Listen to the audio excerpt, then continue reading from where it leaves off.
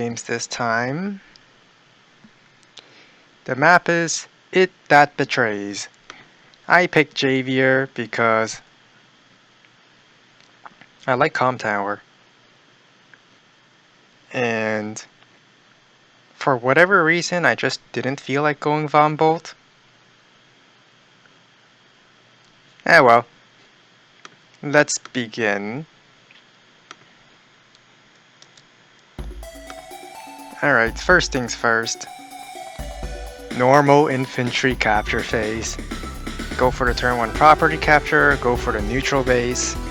Pretty much the same thing as usual.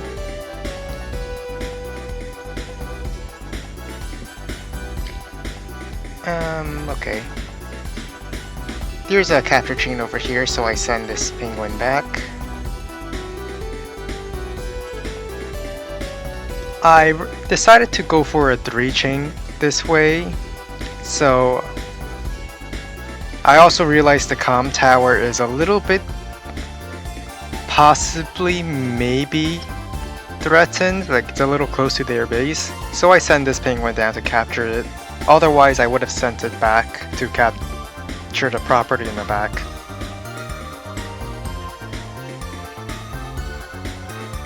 And instead of going for this chain, they sent it forward. Maybe to get this property? Okay. I go for my Calm Tower right away because I don't want it to be denied. And I would send this penguin back, but in case of a cancel capture to interrupt, I would be able to counterattack. And there was this capture cancel to interrupt. So... oh, starts with an artillery. Artillery against Javier. Alright, I suppose as long as I don't have my power, it can still do a lot of damage. Alright, but I start with a tank because, well, it forces out a tank on this side, but it also means I can take a shot at this infantry if I want to. Because there's nothing that will cover this. That's why I went with a tank opening. Artillery shoots at my penguin here. I just pull back. Cover the city with my own artillery so that this city is not threatened. And just build another tank on the bottom side. Now, I might be falling for a little bit of a trap fighting over here. This base, it's a little bit further away in the back than I would have liked. Perhaps it's better if I focus on the top side, where maybe I could gain these 2 properties, and just play defensively over here. There's an artillery at the top. Okay. I sit on this property, and I decide to continue attacking this infantry with the plan of moving my artillery to protect it.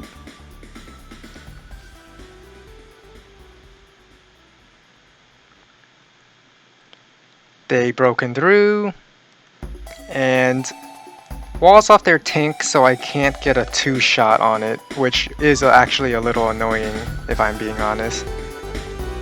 So I did not see this kind of walling. I was hoping that they might get a little greedy and attack from the property,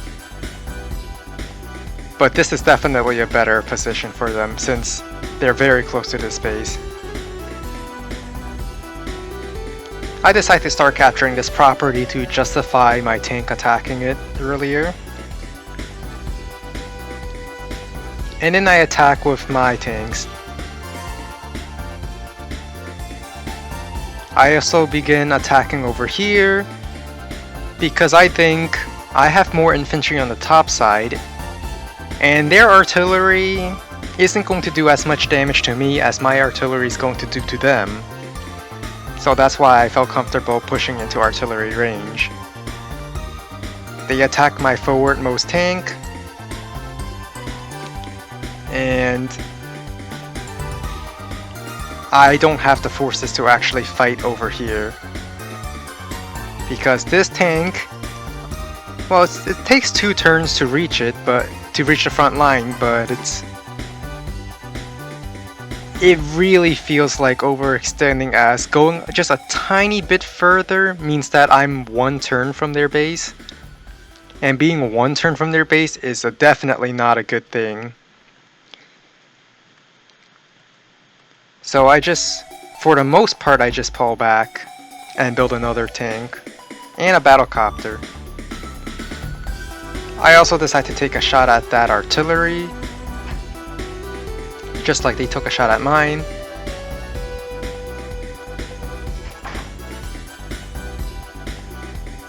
They kill off my tank that has essentially been trapped down there.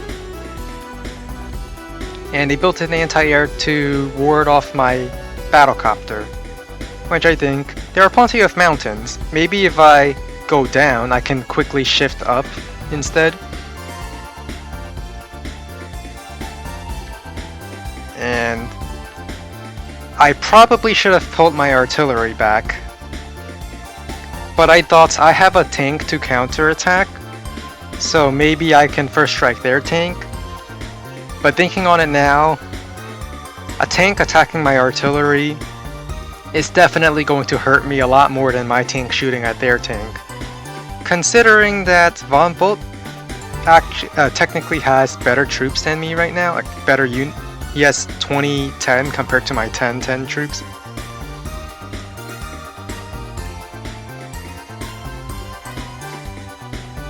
And I decide, with all these units down here, maybe I could suddenly make a push for the comm tower. I mean, I have my superpower coming up, which would mean I'm invincible against artillery. So if I just wall it off, I could get the comm tower, a second comm tower, and that would be winning. At least, that was my plan right now. I take in way more damage than I expected from that tank.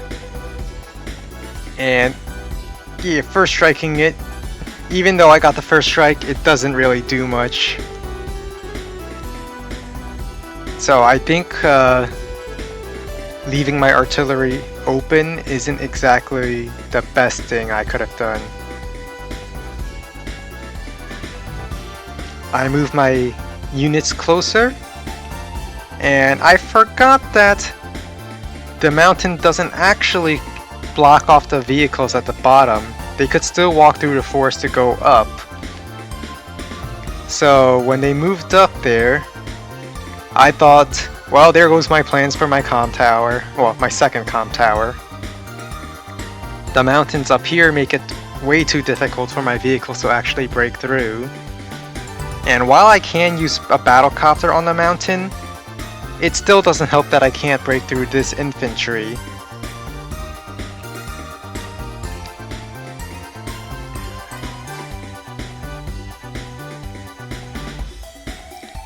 So I started to shift up a little bit. Because I thought, I'm clearly not getting the comm tower, but maybe I can get some units up here. Like, pick off some units up here. However, if I'm choosing to front shift to go up, I probably should also pull back over here, even if I'm losing these cities. Because I didn't pull back this tank, I think this is what ultimately put me in a worse position than I wanted to be.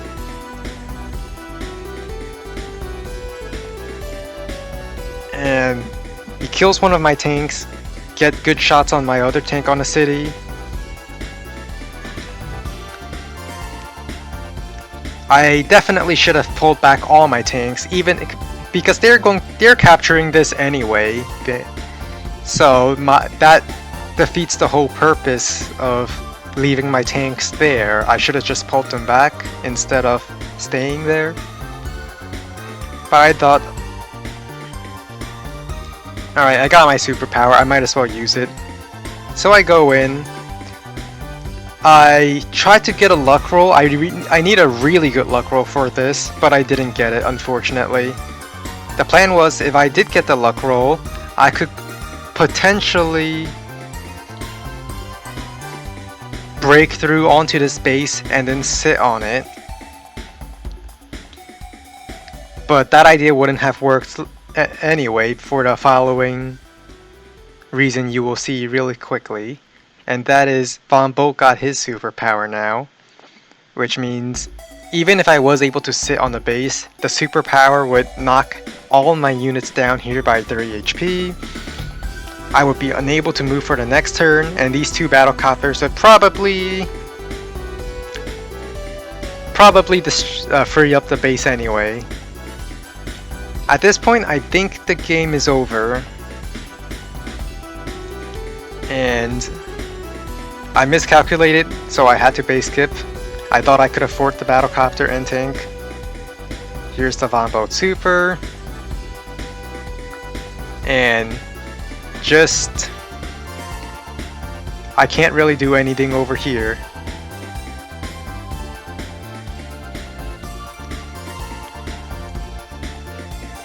So, looking back on this now, I think that I definitely should have focused my efforts up here, where I believe I have a better reinforced path up here than down here. Are you looking at this map again?